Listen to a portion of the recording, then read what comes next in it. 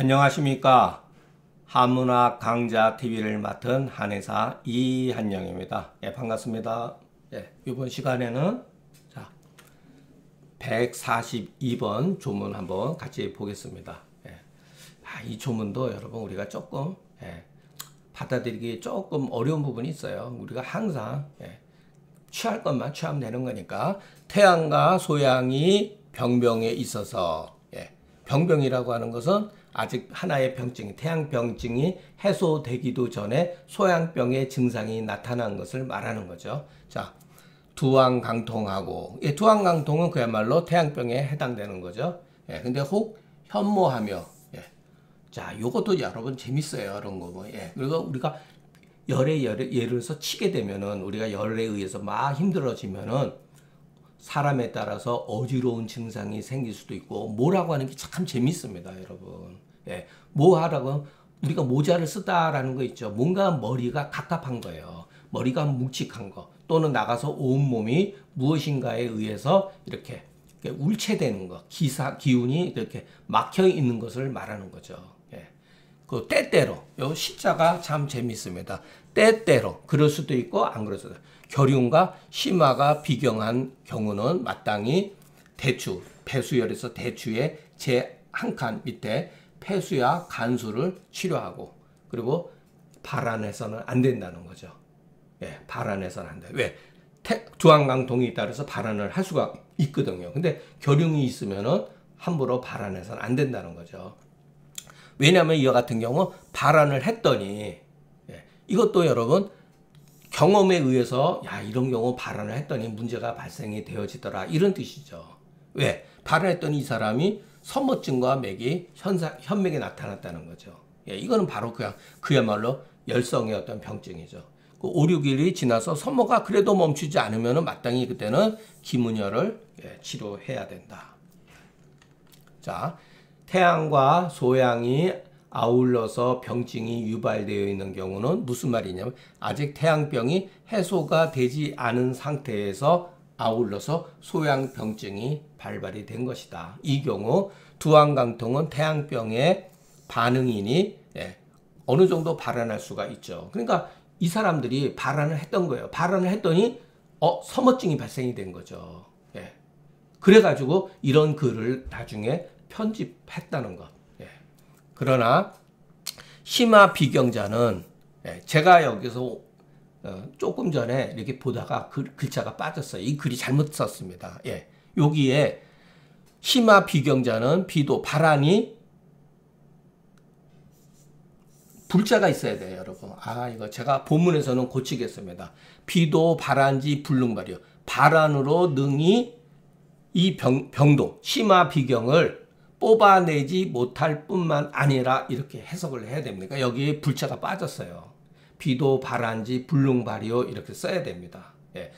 한갓 진액을 손상시킨다. 손상시키기 때문에 그러니까 그냥 예를 들어서 우리가 어떠한 그 오치를 했는데 오치가 그냥 별 문제가 안 되면은 아무 상관이 없어요. 그런데 그것이 문제가 발생이 되거든요. 왜? 서머증이 발생이 됐잖아요.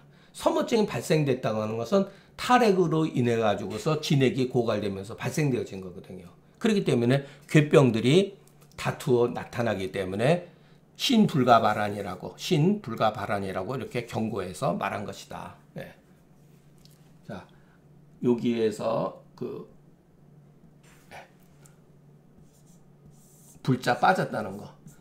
발안이 능히 이 심화 비경을 제거하지 못할 뿐만 아니라 이렇게 해야 돼요.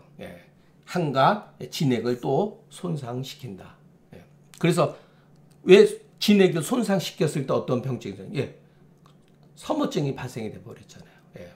서머증이 발생됐다는 거는 여러분 정신이 없는 거예요, 여러분. 열에 의해 사람이 요즘에 말하는 뇌가 열에 의해서 시달리게 되면요 헛소리를 하게 되고 그 자체가 굉장히 중요한 병증을 가지고 있기 때문에 그와 같은 병증을 면밀하게 관찰을 했다는 거죠. 이때 발안하면 안 되겠구나. 그래서 앞에다가 경고성 메시지를 여기다 집어넣은 거예요. 신불가 발안이라고. 개인적으로 대시호탕으로 치료하고 만일의 경우 여증이 치료되지 않거든 이때 자침제한다. 자침이 보면 후세 사람들이 기록된 거라고 전해 내려오는 말에 그렇게 쓰여져 있습니다. 이하 이 모든 것을 따른다. 소쇼탕증에도 자침을 하는 경우가 있어요. 기문혈을 가지고 치료하는 그런 건 이해가 보입니다. 그러니까 침 치료는 뭐 여러분들이 뭐 하고 싶은 대로 하시면 됩니다. 자, 이 조문은 이제 우리가 중요한 조문인데 소쇼탕하고 연결되어 있는 조문이죠. 부인이 중풍에 여성이 외감에 노출이 되었습니다. 어떠한 그 소위 말해서 가임 그 생리를 하는 여성이겠죠. 중년의 여성이 외감에 노출돼 가지고 발열 오한하고 있을 수가 있죠. 발열 오한. 그런데 경수라고 하는 건 요즘에 월경이죠. 생리가 때 맞춰 왔다. 자, 월경 주기에 맞춰서 외감에 노출이 된 거예요. 그러니까 변수가 생긴 거죠. 그만큼. 그것을 얻은 7, 8일이 지나가서 열이 사라지고 열이 가라앉았다는 거죠. 이거는 무엇을 뜻하죠? 열이 가라앉았다는 것은 병증이 완화된 거죠. 이 사람은 어느 정도 예를 들어서 흉욕 고만이라든가 이런 것이 약간 그러니까 왕래 한열이 있을 수가 있는 거죠. 그런데 맥이 지하면서 몸이 차졌다. 이게 열이 떨어졌다는 거예요. 결국은 이게 나쁜 뜻이 아닙니다. 그러니까 병세가 회복되어졌다는 거예요. 열이 가라앉혀지니까 당연히 맥이 가라앉고 지하고 몸도 체온이 어느 정도 떨어졌다는 거죠. 그런데 그렇게 했는데도 불구하고 흉엽 부위 아래로 약간 팽만감이 있다. 그래서 그것이 결흉상과 같고 서모가 있는 것은 이것은 열이 혈실에 들어갔기 때문이다. 상한론 조문에서 아주 정말 참 뭐 멋있는 그런 그 얘기가 나오죠. 열이 혈실. 너무 유명한 얘기죠. 열이 혈실로 들어간 것이다. 또는 열이 혈실로 들어갔기 때문이다. 자, 결흉이 나타나고 서모하는 것은 알고 보면은 이 사람은 열이 혈실로 들어갔기 때문에 잠복해져 있는 것이지 열이 없는 거야. 이것은 열제의 맥지 신양이라고 하는 것은 결국은 열이 안으로 들어간 거죠. 이럴 때 마땅히 기문혈을 자함으로써 수기실이 사제다. 그 실을 따라서 사해야 된다. 이런 말이 이제 또 문제가 발생이 됩니다. 이것도 의문점이죠. 이 글에는 두 가지 의문점이 있어요. 열의 혈실. 자, 그러니까 수기실이 사지라고 하는 거. 두 번째 의문점. 이게 도대체 뭐냐? 이와 같은 조문들은 요략의 금계 요략의 글들이 정문에 잘못 기입된 것이다. 저는 그렇게 봅니다. 그러니까 부득이 여러분 제가 금계 요략 강의에서 이 글이 그대로 나옵니다. 거기서 다시 인용했기 때문에 그것을 그대로 인용해서 썼습니다. 그러니까 이해 바랍니다. 자, 열제 맥지 신양화자는 경수가 때 맞춰 생리가 때 맞춰 있다가 그러면은 어열이 이것으로 인해서 제거되니 이것은 병증이 저절로 풀리려고 하는 증상이다. 자, 여러분 뭐든지 여러분 바깥으로 배출되는 것은 나쁜 게 아닙니다. 뭔가 사람이 그 때 맞추어서 이 사람이 그 생리가 정상적으로 나가면은 열이 빠져나가요. 어쨌든 간에. 대변을 보게 되면은 잘 보게 되면은 열이 나갑니다. 그러니까 우리가 어떠한 감기 걸렸을 때 특히 어린 아이들은 감기 걸리면 어떻게 하죠? 설사를 하거나 구토합니다. 그렇게 함으로써 해열을 해요. 열을 치료해 준단 말이에요. 우리 몸이 스스로 거기에 적응하게 돼 있어요. 열에 대해서. 그러니까 애들이 어린아이가 뭐 체했다든가 감기 걸리면 자, 어떤 어린아이가 체했다고 하는 건 뭐냐면 사실은 외감에 노출되어 가지고 체할 수가 있습니다. 열이 올라요. 그러니까 열이 있으면 체하고 체기가 있으면 열이 오릅니다. 그럴 때 토해야 하는 게 맞아요. 그러니까 다소 토할 수 있으면 토하면 열이 제거되고 변을 본다든가 꼭 설사가 아니라도 변을 시원하게 보면은 열이 빠지게 돼요. 예, 그래서 이런 말씀과 어열이 이것으로 인해서 제거되어진다. 네, 생리를 통해서 어쨌든 간에 병증이 해소된다는 거예요. 일대 병이 저절로 치료될 수 있는 조짐이다. 다만 그럼에도 불구하고 병근이 아직 제거되지 않아서 섬호하기 때문에 흉욕고만이라고 글을 쓰지 않고 특별히 흉염만이라고 쓴 거예요. 그러니까 흉욕고만은 병증이 굉장히 심한 거죠. 흉염만은 이게 없다고 할 수도 없고 완전히 심하다고 할 수도 없다라고 하는 그런 정도이겠죠. 예. 그러니까 잔열감이 아직 남아 있다는 거죠. 예. 이 경우 일단 기문혈은 여러분 어디냐면은 바로 여기에 해당됩니다. 자, 제가 혈자리에 대해서 또 하나 얘기하겠습니다. 아이고, 갑자기 혈자리에 대해서 얘기를 하겠어요. 자, 책에 보면 여기에 기문혈이 있습니다. 늑골 위에 기문혈이 있어요. 이게 기문혈일까요? 아니에요, 여러분. 혈자리도 상황에 따라서 변합니다. 그 부위를 눌렀을 때 아픈 부위가 기문혈이에요. 그러니까 기문혈은 여기에 있을 수도 있고 또 반대로 잠깐만요. 여기에 있을 수도 있어요. 여기 부위에 있을 수도 있다는 거. 눌러보고 아픈 자리, 그 부위의 아픈 자리에 침을 놓는 게 원래는 이것도 하나의 이론입니다. 혈자리는 정해져 있는 것 같지만 병사에 의해서 혈자리가 위치가 변할 수 있다는 거. 그러니까 우리가 뭐 어디를 딱 재가지고 몇 분에 거기가 혈자다. 이거는요 아주 잘못된 생각이에요, 여러분. 솔직히 말해서 저는 제 선생님을 통해서 배웠고 그런 문제를 일본 이거에 대해서 대전문지라는 사람이 있어요. 치매 아주 명인이었는데 대전문지가 누구 밑에서 배웠냐면은 그때 갑자기 그분은 글을 쓰지를 않았는데 우리 일제 시대에 살았던 일본의 이제 의사인데 그 사람은 침으로만 한 사람이에요. 침이 정말로 바늘 끝에 있어가지고 한치 오차도 없어야 되냐? 그렇지 않습니다. 혈자리는 경우에 따라서 엄지 손가락 마디만큼 클 수도 있다는 거. 그러니까 그 부위가 정확하지 않을 수도 있는 거예요. 그리고 혈자리가 변한다는 것.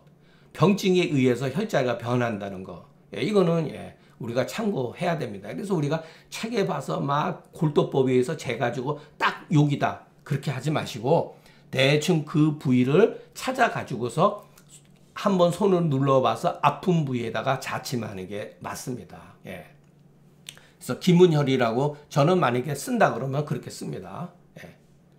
자, 그런데 이게 어떤 문제가 있냐면은 기문혈 낫지가 않으면 소시어탕으로 치료하면 된다. 이게 제 생각입니다.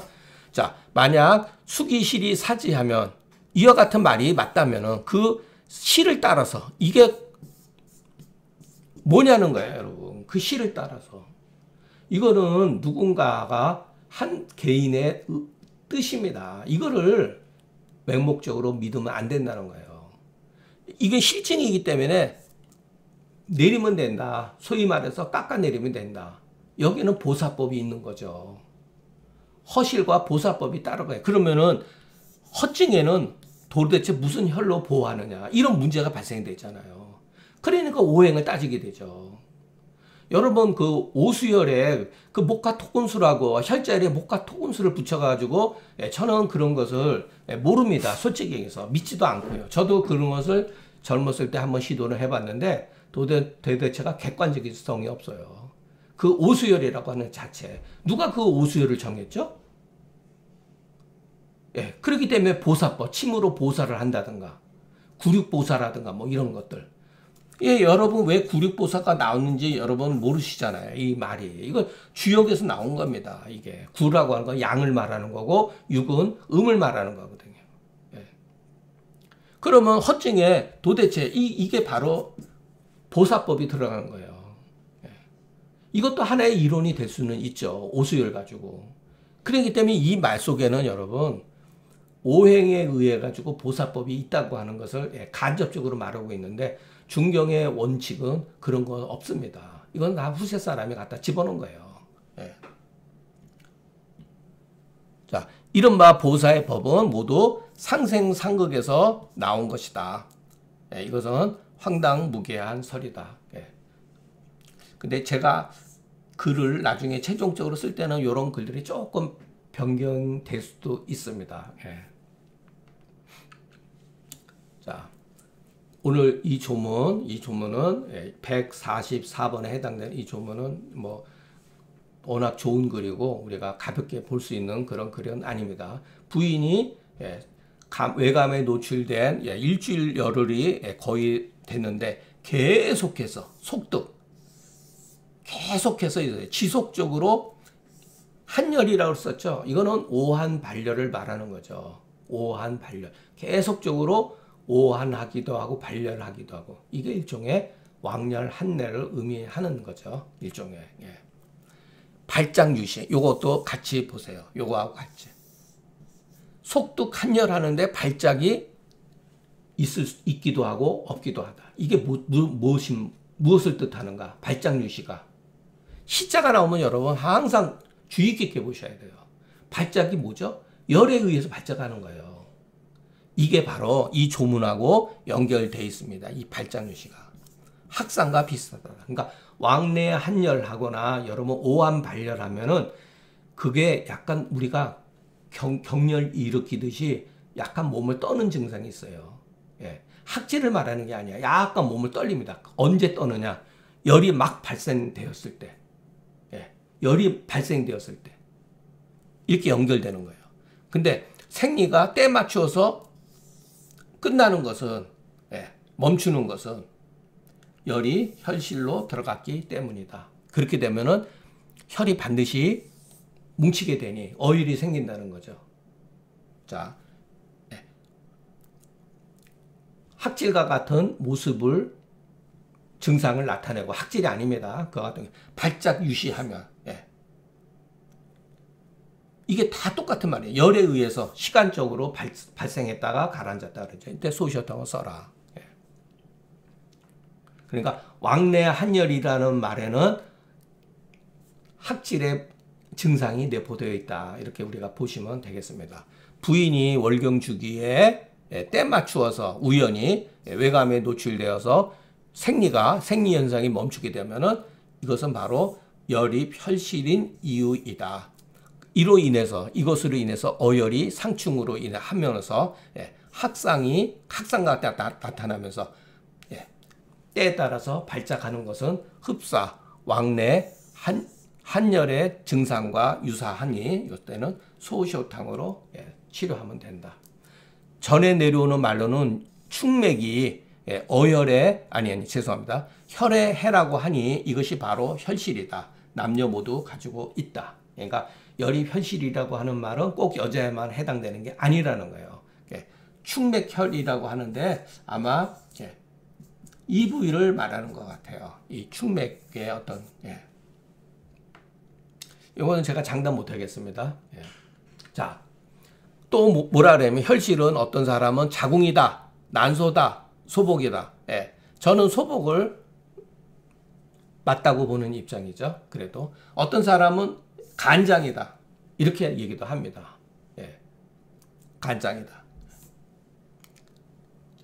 왜냐하면 내경에서 간장혈이라고 그랬잖아요. 간은 혈을 저장하는 장기다 이런 말 있잖아요. 그러니까 이런 식으로 쓸 수도 있죠. 그리고 그 흉욕고만에 해당되는 부위가 간이니까 이런 식으로 쓴 거죠. 누가 옳은지 알 수가 없으나 열이 필실은 위탁이다. 추리죠. 추론한 겁니다. 열이 혈실로 들어가서 그 혈이 반드시 뭉쳐진다고 하는 것은 이것은 병리기전이다. 이것도 가설에 불과하다. 이런 걸 잘 보셔야 된다는 거예요. 그 혈이 반드시 뭉쳐진다. 열이 혈실했기 때문에 그 혈이 반드시 굳어진다고 하는 것은 일종의 추리입니다. 병리기전으로서 가설이고 추리예요, 여러분. 경수의 적단으로서 열이 혈실이라고 하는 것을 파악하는 것. 생리하는 중에 생리가 멈춰버렸단 말이에요. 이것은 열이 혈실이라고 하는 것을 판단하는 것은 자, 병증을 근거로 해서 병인을 추리하는 것이니 그래도 이것은 이와 같은 표현은 옳다. 그러나 열이 혈실에 들어가면 경수가 적단되어진다는 것은 가설로서 병증을 판단하는 것이니 반드시 옳다고 할 수가 없다는 겁니다. 예. 그러니까 이런 식으로 우리는 해석을 하기가 쉬워요. 열이 혈실했기 때문에, 열이 혈실로 침범해서 들어갔기 때문에 생리가 멈춰졌다는 거. 이게 틀린 말은 아니에요. 그러나 현상에 있어서는 그 사람이 생리를 하다가 갑자기 멈춘 것은 열이 혈실로 들어갔기 때문이구나. 이렇게 추리하는 게 맞습니다. 예. 이런 문제는요, 소위 말해서 우리 조선시대의 성리학에서도 나타납니다. 해석상에서 나타나요. 예를 들어서 이런 거예요. 이기라고 하는 문제에 있어서 이가 기의 이는 기의 주인이거든요. 주인이. 그러니까 자, 우리가 우주 변의 원리라는 거를 한번 했을 때 어떤 현상이 있잖아요. 쭉 나오는 게 전부 다 기로서 설명한 거죠. 그런데 이 기가 왜 이렇게 형성이 되었을까? 왜 이렇게 변화가 되었을까? 이치가 있었다는 거예요. 그래서 주자가 그런 말을 한 거예요. 자, 두 가지 관점에서 보면은 유리. 원래 이치가 있기 때문에 육이라는 거예요. 예. 육이. 이치가 있기 때문에 기가 있다는 거예요. 이거는 논리적으로 설명한 겁니다. 논리적으로. 그런데 현상은 어떻게 했죠? 이 기가 있다고 하는 것.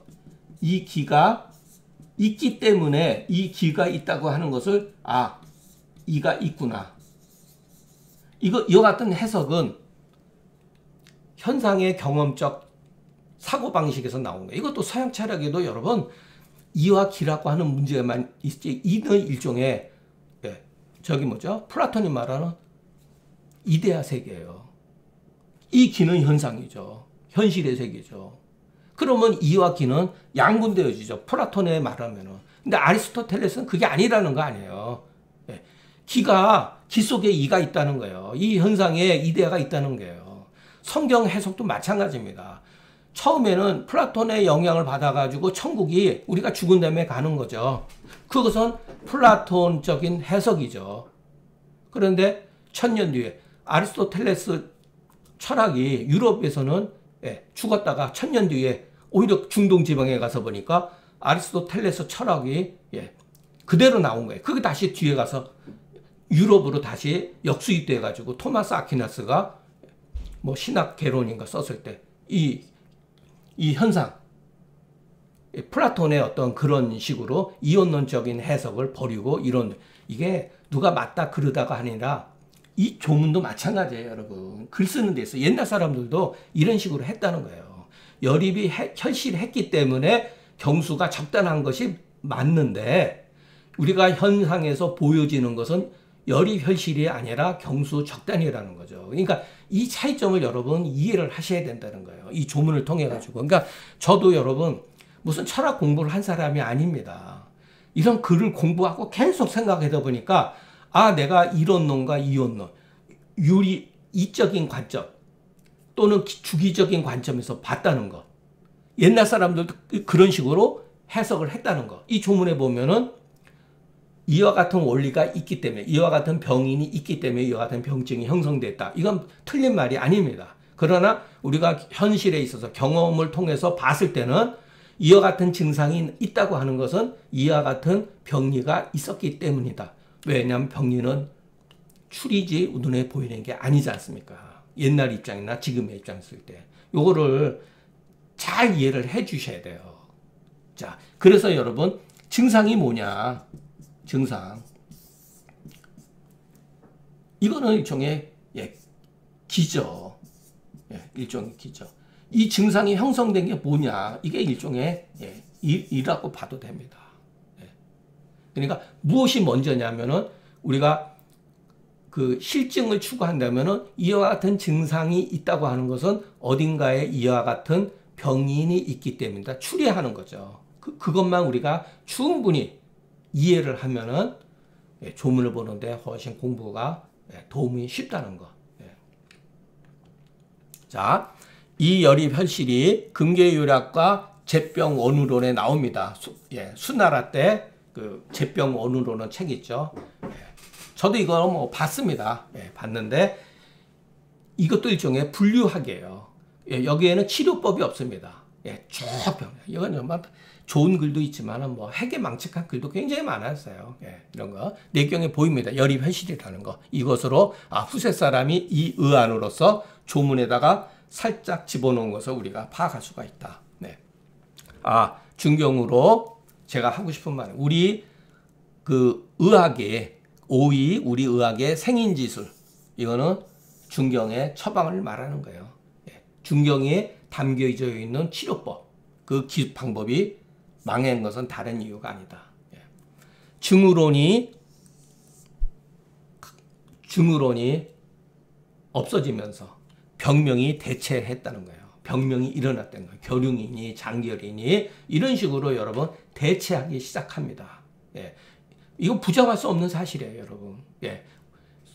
이런 식으로 발전해 왔어요. 좋은 뜻이든 뭐 나쁜 뜻이든 병명이 여러분 계속해서 발생이 되어집니다.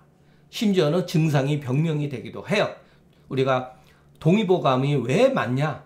모든 병증, 증후의 하나를 병명화 시키는 거예요. 두통 이런 식으로 소변 분리. 그러니까 소변 분리와 두통이 어느 현상에서 발생되어지느냐가 중요한 게 아니라 그 하나하나의 그 병증이 병명화된 거예요, 여러분. 의학인문도 그렇고 동의보감도 그렇게 돼 있습니다.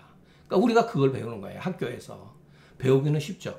그러면서 병인이 도모되어졌다. 병인이 있어야 되죠. 쭉 보세요. 거기 보면은 병이 원인에 쭉 나와 있죠. 병인이 도모됨으로써 거기에 무수한 처방이 나타내졌다. 여러분 상한론에 있는 처방은 200몇 가지인데 그 중에 기본방은 한 20가지밖에 안 돼요. 그러나 동의보감은 한 5,000가지가 됩니다. 의학인문도 한 3,000가지. 경학전서도 막 한 4,000~5,000가지가 돼요. 여러분 그게 감당할 수 있습니까? 만방이 수많은 처방이 나타남으로써 우리 의학이 혼란해진 거다. 우리가 시대가 흐르면 흐를수록요 처방이 무수히 늘어납니다. 무수히 늘어나요. 제가 이거 자꾸만 깊이 얘기하면요. 여러분 얼마 전에 제가 어떤 모임에 갔는데 임상 발표 누가 하는데 이거 참 잘못 얘기하면 인신공개. 제가 참 기가 막혔는데 학교 처방도 마찬가지예요. 우리 졸업할 때 학교 처방 뭐 복사해서 하는데 25가지입니다. 기본적으로. 15개도 많아 죽겠는데 이 25개. 무슨 수로 이거를 됩니까? 그렇기 때문에 어린 그 20대의 한의사들이 이런 거 보면 완전히 그냥 진짜 졸도하죠. 절대로 이해 못합니다. 짬뽕이 돼가지고. 우리 한의학이 알게 모르게 여러분 이거는 비판받을 수 있어요. 병명을 아는 게 뭐가 잘못이냐. 병인을 아는 게 뭐가 잘못이냐. 잘못이 아니라는 거예요. 우리가 증후의 개념을 잊어버렸다는 거죠. 상한론이 이게 고대 사람이 가지고 있는 실증이에요. 이게 제가 누차 말씀드려요. 전적으로 옳다라고 하는 게 아니에요. 이때 당시에 이 사람들이 할 수 있었던 것, 2000년 전, 3000년 전에 사람들이 할 수 있었던 것은 그 현상에 대해서 이 현상의 병의 뿌리를 본 거예요. 그러나 여기에서는 후세 사람은 병의 뿌리를 보고 얘기한 게 아닙니다. 병의 뿌리를 보고 얘기하면은 간단한데 여기서 말하는 것은 원인이에요. 원인. 이 사람이 스트레스 받아서 뭐를 먹고 뭐 하고 이런 식이에요. 상한론에서 말하는 병근, 병의 뿌리는 뭐냐면은 흉엽구만, 대소변 분리 이런 거, 땀이 나오지 않는다, 흉격 비생 이런 겁니다. 구체적으로 우리 몸에서 발생되어지는 것, 그것을 말하는 거예요. 이것은 원인은 참고의 대상이에요. 근인은 치료의 대상입니다. 원인이 치료의 대상이 아니라는 것. 자, 어떤 여성이 막 스트레스 받아가지고 기가 울체되었다. 그래가지고 뭐 자소엽이라든가 이런 거 쓸 수가 있어요. 그 자소엽은 그 사람의 우울증을 실질적으로 기가 울체된 거를 풀어주는 것이지 그 사람이 정신적으로 스트레스 받아가지고 그 스트레스를 풀어주는 게 아니라는 거예요. 그래서 우리가 그를 면밀하게 깊이 한 번만 더 생각하면은 제가 왜 자꾸만 이런 얘기, 예, 제가 중경서 독법에서도 썼습니다. 그걸 그대로 인용을 한 겁니다. 왜 우리 한의학이 복잡해지고 나 평생 한의학 공부해도 몰라. 우리 한의학이 심오해서가 아니에요, 여러분. 만류에 가서 문자에 변형된 문자에 빠져버렸기 때문에 그런 겁니다, 여러분. 예. 그래서 이런 식으로 예, 나타난 겁니다. 예.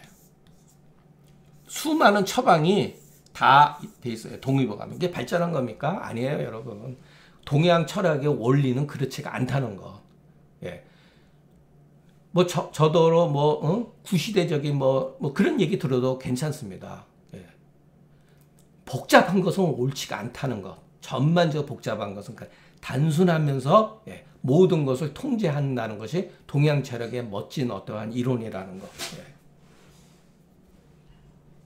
자, 오늘 뭐 강의 내용 가운데 조금 위험한 이유가 있는데 뭐 제 속 얘기를 다 할 수도 없고 예, 그러면 또 개중에 여러분들이 기분 나빠할 수도 있고 그렇기 때문에 뭐 여러분이 기분 나빠한다고 그래서 제가 그만두고 그런 건 아니고 여러분들이 조금만 제 강의를 집중적으로 보고 상한론이라든가 이런 것을 구조라든가 처방의 어떤 그것을 이해를 하게 되면은 제가 왜 저렇게 이한영에 대해서 저렇게 난리 치는지 알게 됩니다. 예, 저도 여러분 동의보감 경학전서 다 본 사람이에요, 여러분. 예, 헤맸습니다. 헤맸어요. 굉장히 헤맸습니다. 예, 충족이 안 되는 거예요, 여러분. 예, 왜? 상위의 정신세계하고 나온 이 동의보감이라는 건 하위세계입니다, 여러분. 솔직히 말해서 하위. 예, 그러니까 문란해지는 거예요, 여러분. 글들이 문란해지는 겁니다. 자, 좀 잘 제 의도를 이해해 주셨으면 감사하겠습니다. 오늘 강의는 여기서 마치겠습니다. 경청해 주셔서 감사합니다.